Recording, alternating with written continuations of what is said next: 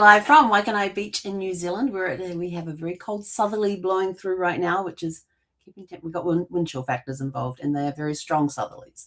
But that's beside the point. I'm inside, I'm warm, I'm safe, it's okay. Welcome to Porchlight Letters podcast, number 2578. And today we're asking the question, this is a cool one, because it doesn't go back very many generations. Where was your family when the internet arrived? Think about that. Now, some of you, us Gen Xers and the baby boomers and the silent generation, we know when that arrived. We lived through all of that. We are still living through all of that and the consequences of it and everything else. This is something that happened during our lifetimes. So as you can see, you don't have to go back very many generations to get answers on this question. Do you remember when the internet came into your house? If you were old enough, it came out. I'm not sure when it came into homes in the 80s, in America, but I know in New Zealand we got internet in our house in 1995 or 1996. I did have internet at work, and I started working at Data General, and they had internet there. And I started working for them in 91, and I left there in 97. So 1991, when I was at Data General, we had internet there, and we're sending inter-office emails. It was basically just in businesses at that point. So I do remember when that all came about. I think it was actually the late 80s that it came into. When did the internet first go live? This will be interesting.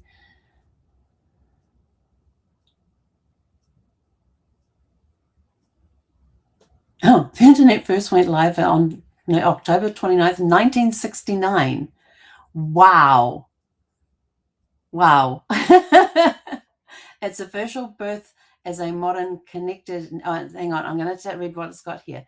The internet first went live on October the 29th, 1969, when ARPANET, ARPANET, sent its first message between UCLA and Stanford University. Its official birth as a modern connected network is marked as January 1st, 1983, when the TCP/IP protocol was adopted. There you go. Wow. And then on August the 6th, 1991, Tim Berners-Lee launches the World Wide Web to the public. Well, there you go. It's been around a lot longer than we probably all thought it was.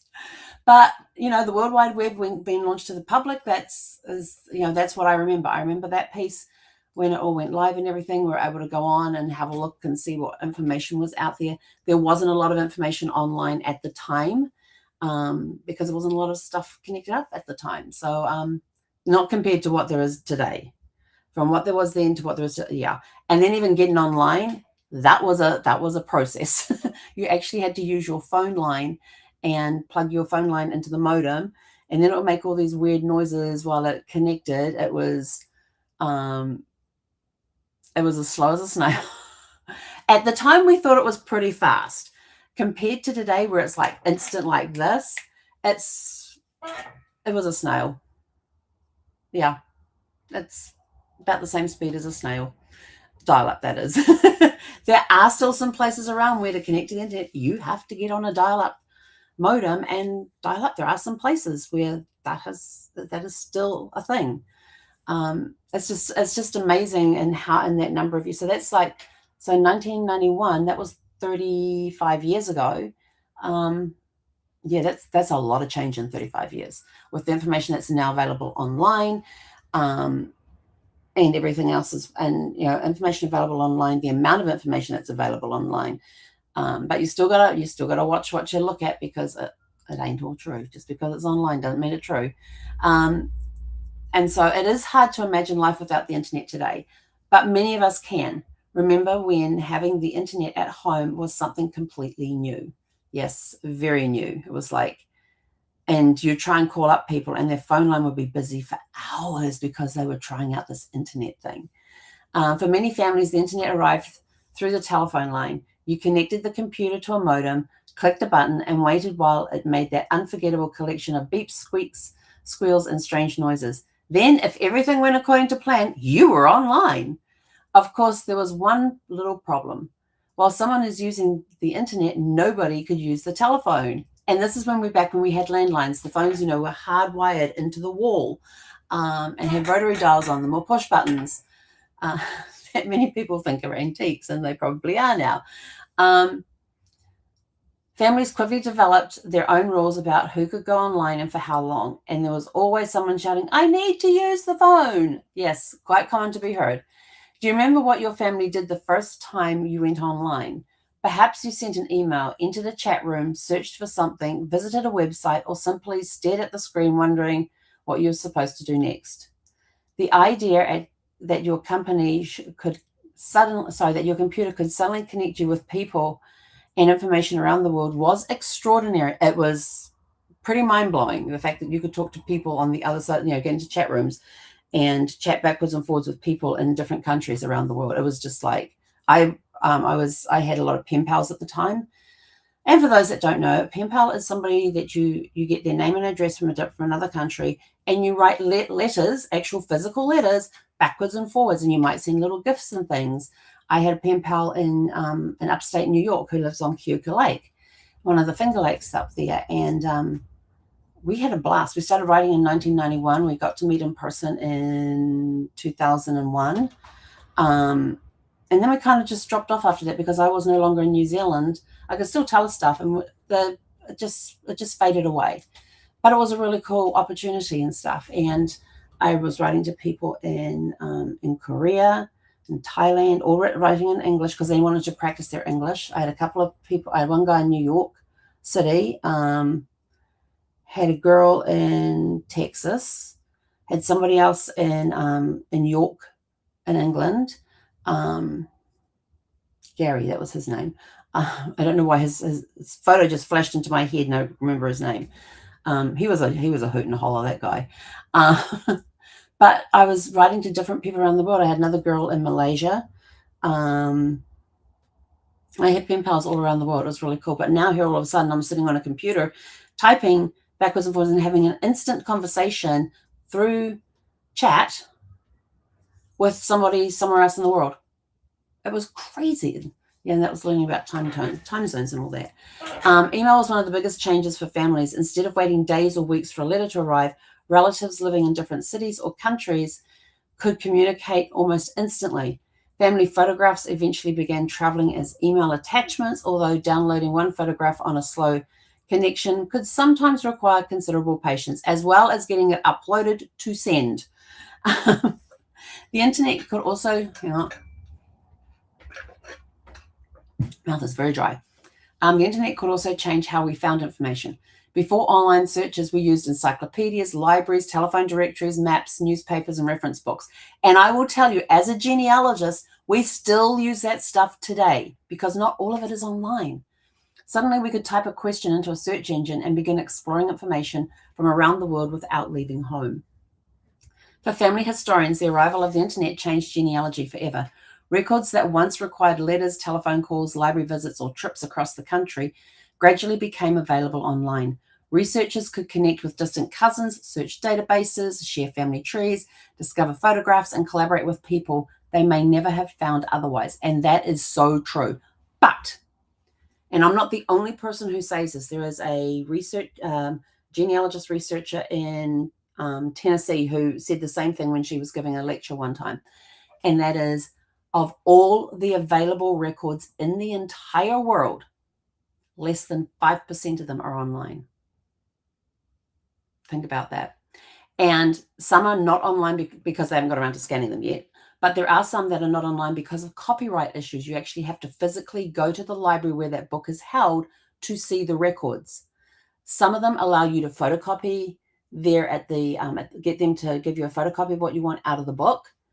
Some of them, you can't even do a photocopy of it. You can't even stand there with your phone and take a picture. You have to manually write out the transcripts.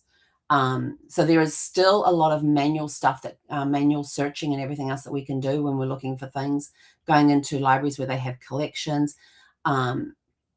going in to see, and even just your regular public library may have a genealogy section as well, which is worth going in and having a look at. You've got your the archives, National Archives, State Archives, City Archives, County Archives, all sorts of records there. There's parish records that may be held at the parish or could be held at the at some central location. But the cool thing is if you use familysearch.org and go into their research wiki, you can put in there the country that you're going to be researching in, and it gives you a whole bunch of information on the side that you can go and click, I need to get vital records, and it will tell you when they started recording vital records and how you can find them. By country, in the States by state, in Australia and Canada by provinces, because they didn't all go required at the same time. Some went required before if the federal turnaround said from the state forward, every state has to record the stuff. So some states would be already doing that before that deadline date. It is just, it's mind-boggling when you go through and you're looking for stuff. But this research wiki that can be found in familysearch.org is absolutely amazing. And it not only shows you the flag of the country or the state or the province, it will list a whole bunch of information about that state, province or country. And it will show you, if you're researching these records, click here, you click there, and then tells you if they're available online, if it's going to cost you money to search them online, if they're available for free, and if they're not available online, how do you get them? Like, I was looking for records for a client one time who was born in Maryland. We could not get a copy of his birth certificate because he had to show up in person to get it. They would only issue it to the person there unless they were dead, and then you had to provide a death certificate. Well, we didn't know if he was dead or alive. So yeah. Maryland were very strict on that one. So we weren't able to get his birth. We knew about the time that he was born. We knew who his parents were. We just didn't have his actual birth certificate. And even though it was a direct descendant that was looking for this information, he couldn't go and get it unless he had a copy of the death certificate to go with it, to then go and request a copy of the birth certificate. So there's that sort of stuff that you will come across, but it will be there in the research wiki, so that you know, and then you can always call up the numbers. Some of them, they'll provide the numbers or the addresses of where to go, or the website or where to go to make the claims and stuff, and you can always call them up for the latest information. I'm looking for this. What do I need to do to get it? Because some of them may have changed, and Research Wiki may not be up to date on that because things are constantly changing. Think about how quickly everything changed after the first internet connection. Dial-up gave way to broadband and Wi-Fi. One family computer connected to the internet became laptops, tablets, televisions, watches, and phones that keep us connected almost everywhere we go. And not only that, when you've got the broadband and the Wi-Fi, you can have multiple devices on there, and you're not tying up a phone line anymore. You can answer your phone while you're looking at stuff on the internet. It's just mind-boggling in that 40, what did we say? 91, from that 30 plus years, 35 years, how much things have changed. So it's just amazing. So what do you recall if you are over the age of 40? What do you recall about the internet, about Wi-Fi, internet coming into the house? And do you recall getting dial-up and all of that and the little squeaky things? And then AOL going, you've got mail, as soon as you logged in. It really is mind-boggling when you think of the leaps and bounds that things have made over the years. Even thinking, we'll do that one as another call. I'm going to put that one aside, and we'll do that as another call because that'll be an interesting one to look at. So today's family tree challenges. Ask your family when they first had internet access at home. What year was it? Who set it up? Was it dial-up? What did everyone use it for? What websites did they visit? Who sent the first email? Did the family have rules about how long someone could stay online, considering the fact that the phone line was tied up? And does anyone remember having arguments caused by someone tying up the phone line? Oh, yeah. The arrival of the internet wasn't simply another technological change. It transformed how families communicated, learned, worked, shopped, researched, shared photographs, preserved memories, and stayed connected across generations and around the world. And I will tell you this, as somebody who has done genealogy research the hard way, boots on the ground, going to libraries, going to archives, going to different places that had records and looking up on microfiche the reference numbers, or looking in the card catalog to see the reference numbers, and then going and ordering them so that you could then get these huge volumes out to go and read what was in there, or coroner's reports and that sort of stuff. And sitting at the table and waiting for them to bring it out. It was a whole day adventure. I loved it when I got to go out with my mum, and this is before the internet came around, and go out with my mum and would go researching together. I would operate microfiche for her because she said the swimming, because of how quickly I moved that thing and could go through it very quickly. And if you've never seen microfiche, you got to go and try it. It's an adventure. She would get motion sickness. And so I would just tell her, you go keep researching what you're doing. I'll find the records here. And then I'll find the records. And because there'd be times she'd say, can you stop doing that? It's making me sick. But I did love going out with my mum and us doing research together. It was such a fun day. And she would have her list of, this is the places we're going to go, and this is what I'm looking for in each of these places. And we would knock out as many of them as we could at the time. And I remember we visited the National Archives long before it was in the building that it's in now, which is much nicer.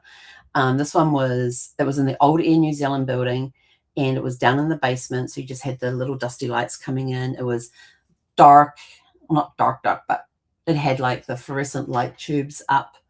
It had that old library mildew smell.